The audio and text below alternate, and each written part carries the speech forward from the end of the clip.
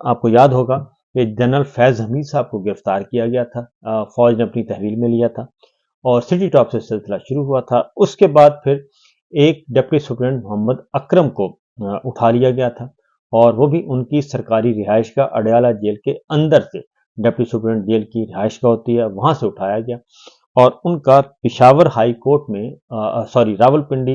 High court bench جو ہے Lahore high court کا پنڈی بینچ، ان کی ایڈوکیٹ ہے ایمان مزاری، وہ ان کی بازیابی کے لیے سر توڑ کوششیں کر رہی ہیں، کئی سماعتیں ہو چکی ہیں لیکن ان کا کوئی اتا پتہ نہیں چل رہا تھا اور ڈپٹی سپرنٹینڈنٹ جیل محمد اکرم کو اٹھایا اس لیے گیا تھا کہ ان سے سٹیٹمنٹ لیا جائے کہ جناب آپ یہ صرف اتنا بیان دے دیں کہ آپ عمران خان اور جنرل فیض حمید کے درمیان رابطے کا کام کرتے تھے اور آپ عمران خان کو پیغام پہنچاتے تھے جنرل فیض حمید کا۔ تو انہوں نے ظاہر ہے ایسا کوئی ہوتا تو وہ ضرور کرتے، ان کو اٹھایا بھی گیا، ان کو پیٹا بھی گیا، ان کو مارا بھی گیا، جو کچھ بھی ان کے ساتھ سلوک کیا گیا وہ ایک موجود ہے۔ پھر ان کے گھر پہ ریڈ کیا گیا، ان کی اہلیہ بتا چکی ہیں، ہائی کورٹ کے سامنے سٹیٹمنٹ دے چکی ہیں کہ ان کے ساتھ کس قسم کے ان کے ساتھ زیادتیاں کی گئیں، ان کے گھر میں ریڈ کیا گیا، ان کے شوہر کے موبائل کا پوچھا گیا، اس طریقے سے بہت سارا کچھ کیا گیا، وہ ساری چیزیں رپورٹ ہو چکی ہیں لیکن ان کا اتا پتہ نہیں چل رہا تھا اور الٹیمیٹلی مسئلہ یہی تھا کہ کسی بھی طریقے سے محمد اکرم صاحب بتا دیں اور جنرل فیض حمید اور عمران خان کے تعلق کو جوڑ کے، اور ایک بڑا اسکرپٹ کہا گیا تھا، یہ کو ہو رہا تھا یہاں عاصم منیر صاحب کے خلاف، اس طرح کے معاملات جو تھے وہ جوڑنے کی کوشش کی گئی۔ پھر یہ کہ پاکستان تحریک انصاف کو چلا ہی جنرل فیض حمید رہے ہیں لیکن اب پتہ چلا، تقریباً 2 مہینے ہو گئے ہیں، 2 مہینے کے بعد اب پتہ چلا ہے کہ محمد اکرم صاحب کے خلاف اینٹی کرپشن کا ایک مقدمہ ہے، شیخو پورہ کے شہری نے درج کیا ہے، لہٰذا اب ریکارڈ پہ یہ چیزیں لائی جا رہی ہیں کہ جناب محمد اکرم جو ہے ڈپٹی سپرنٹینڈنٹ، وہ تو اینٹی کرپشن کے حراست میں ہیں اور ریمانڈ پر ہیں، یہ بھی بتا دیا گیا۔ اب ان کے اکرم نے میرے بیٹے کی نوکری کے لیے 10 لاکھ روپے رشوت لی، یہ ان پہ مقدمہ درج کیا گیا ہے، شیخو پورہ کے کوئی شہری ہیں، مدعی ہیں ثناء اللہ، تو مختلف دفعات لگائی گئی ہیں اور اس طریقے سے اب ان کی اہلیہ اور ان کی جو فیملی ہے انہوں نے کہا جی آج تک ہمیں یہ نہیں بتایا گیا کہ محمد اکرم کدھر ہیں اور ہمیں بھی آج تک نہیں پتا کہ یہ کون سا مقدمہ ہے اور کیسے ہے، لیکن ظاہر ہے جی جس طریقے سے احمد فرحاد کو اٹھایا گیا تھا، شاعر ہیں، ان کو اٹھایا گیا جب اسلام آباد ہائی کورٹ نے بازیابی کا حکم دیا اور ان کی وکیل بھی آئی تھنک ایمان مزاری صاحبہ تھی، جب ان کی بازیابی کا آیا تو ان کو مقبوضہ کشمیر میں حوالے کر دیا پولیس کے کہ جی وہاں پہ ان کے خلاف مقدمہ ہے اور دہشت گردی کے مقدمات تھے۔ اب وہ واپس منظر عام پہ آ چکے ہیں اور انہوں نے آ کے بتایا میں تو جناب ہمارے دوستوں کی تحویل میں تھا اور ملٹری اسٹیبلشمنٹ کی تحویل میں تھا، انہوں نے بتا دیا۔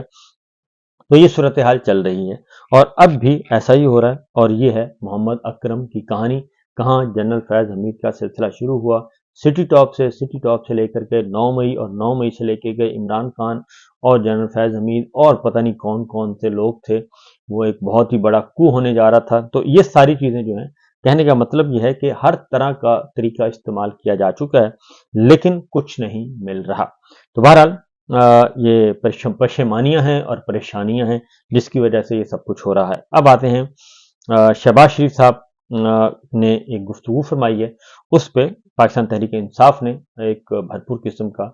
جواب دیا اور انہوں نے کہا ہے پاکستان تحریک انصاف کی طرف سے کہ مینڈیٹ چور اقتدار میں بٹھائے جائیں تو انہیں بوٹ چاٹ کر چٹخارے لینے اور بے مغز بیانات داغنے کے علاوہ کچھ نہیں سوچتا۔ گینگ آف 3 کا دم چھلا وزارت عظمیٰ پر بیٹھ کر وفاق کی جڑیں کھودنے، صوبائیت اور لسانیت کی آگ بھڑکانے اور عوام پر مظالم ڈھانے میں مصروف ہے۔ پچھلے 2.5 سال سے ملک اس کے آقاؤں کے قبضے میں ہے، مگر مجال ہے جو زبان سے جوتے چمکانے کے علاوہ انہیں کسی بھی اور کام پر توجہ دینے کی توفیق ہو۔ شرم نام کی کوئی شے اس میں نہیں ہے اور سازش کے راگ الاپنے کی بجائے آئینے کا سامنا کرنے اور ڈوب مرنے میں عافیت تلاش کرتے ہیں۔ یہ قوم کا بچہ جانتا ہے کہ میاں مرحوم کے نمونے جب بھی ایوانوں تک پہنچے، کسی کی گود، کسی کی سواری اور عوام کے ووٹ پر نقب زنی کے ذریعے ہی پہنچے۔ 2014 میں ان کے ہاتھ دھاندلی سے رنگے ہوئے تھے اور محض اپنی نوکری پکی کرنے کے عوض جنرل جیلانی اور جنرل ضیاء کے سیاسی لونڈے آئین، قانون اور جمہوریت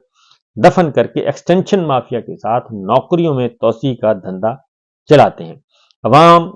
گینگ آف تھری اور ان کے دم چھلے کے مابین ناپاک گٹھ جوڑ کو مسترد کر کے آئین، جمہوریت، آزاد عدلیہ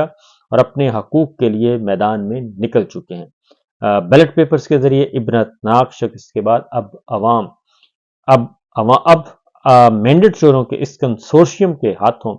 آئین اور پاکستان کا مستقبل بچانے کا پختہ عزم کیے ہوئے ہیں۔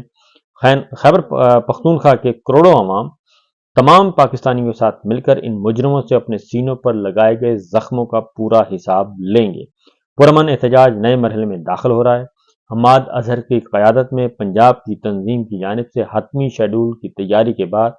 جامع لائحہ عمل کا اعلان کر دیا گیا ہے اور چیری بلاسم پنجاب کی ڈاکو رانی کے ساتھ مل کر اپنے انجام کے حوالے سے منصوبہ بندی بروقت مکمل کر لے۔ فرار کی راہوں پر اس مرتبہ جنرل باجوہ کے نہ ہی عوام کے پہرے ہوں گے۔ یہ آج پاکستان تحریک انصاف کی طرف سے ایک سخت ترین اسٹیٹمنٹ جاری کیا گیا ہے۔ اب آتے ہیں جی کچھ خبریں جو کہ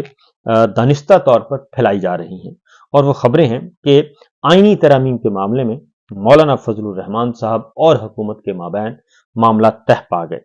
تو یہ خبر 100% غلط ہے اور اس میں کوئی صداقت نہیں، اور جمعیت علماء اسلام فضل الرحمان کی جماعت کے متعدد رہنما نے فوراً آ کر اس بات کی تردید کی۔ راشد سومرو صاحب آئے، انہوں نے اس کی تردید کی۔ انہوں نے کہا جی کہ یہ 100% جھوٹ ہے، اور ایوان صدر میں مولانا فضل الرحمان صاحب سے کسی قسم نے، نہ ہی مولانا فضل الرحمان صاحب نے کوئی گارنٹی نہیں دی، کسی قسم کی حامی نہیں بھری آئینی ترامیم کے حوالے سے،